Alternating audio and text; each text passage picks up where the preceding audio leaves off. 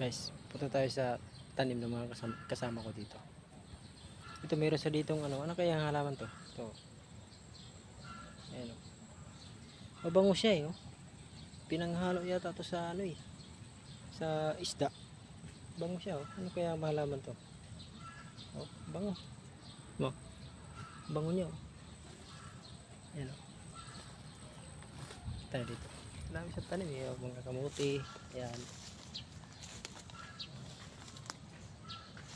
Ang dami, oh. Ang bayabas.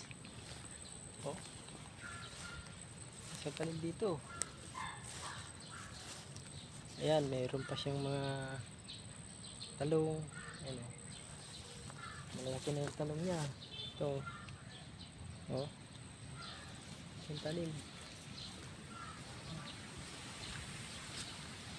Ayan yung mga alaga niya, yung mga pato. Pato, gansa.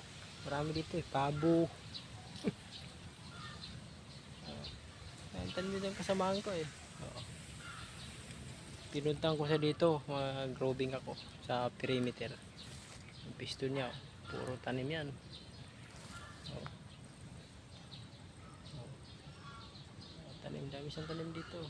Mangga, halo-halo eh. Oh, mga papaya. Oh. Galing, no? Guys, kung alam nyo to, kung ano pangalan nito, paki-comment guys kung alam nyo ang pangalan nito. Ito. Ayan, oh. Maliliit ang bulaklak niya. Ayan. Maliliit ang bulaklak.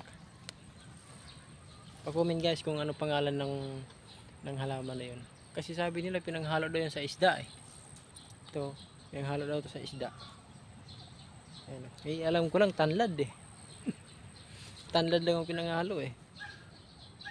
Yun lang guys. Thank you. Thanks for watching. Bye bye.